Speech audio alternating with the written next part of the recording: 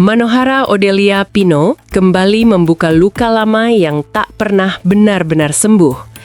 Kali ini bukan sekadar kenangan pahit, melainkan serangan emosional yang datang dari akun palsu yang diduga milik perempuan yang melahirkannya sendiri, Daisy Fajarina. Tekanan batin itu membuat Manohara kembali bersuara, bukan untuk mencari simpati, melainkan untuk bertahan. Dengan kalimat yang dingin namun menyayat, Manohara mengaku bahkan kesulitan menyebut Daisy sebagai ibu. Baginya, apa yang ia alami sejak kecil jauh melampaui batas hubungan orang tua dan anak, bahkan bertentangan dengan nilai paling dasar tentang kemanusiaan.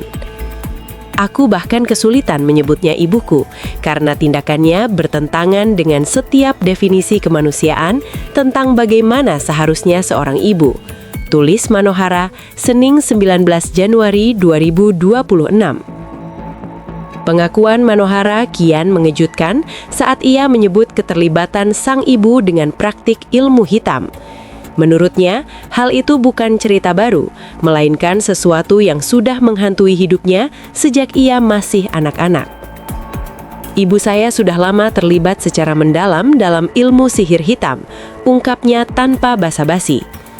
Manohara mengenang bagaimana ia kerap diajak berkeliling ke berbagai daerah di Indonesia menemui dukun dan orang pintar.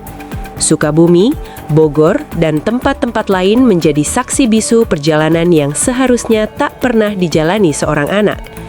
Semua dilakukan dengan dalih bahwa Manohara dianggap tidak patuh. Yang lebih mengerikan, ia mengaku dipaksa menjalani ritual-ritual yang tak pernah ia pahami.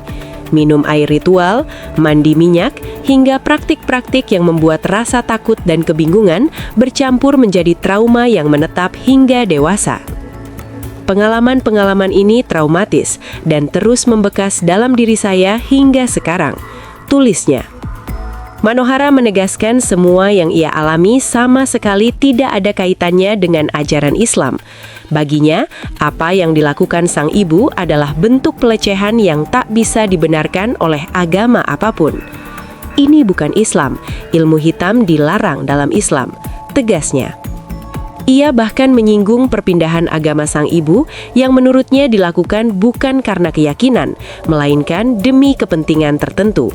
Agama, kata Manohara, hanyalah alat, seperti hal-hal lain dalam hidup ibunya.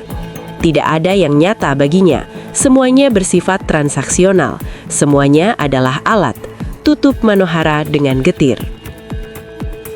Tak berhenti di situ, Manohara juga melayangkan keberatan keras terhadap cara media Indonesia membingkai masa lalunya. Lewat surat terbuka, ia menolak keras disebut sebagai mantan pasangan atau mantan istri Pangeran Kelantan. Baginya, istilah itu bukan hanya keliru, tetapi menyakitkan.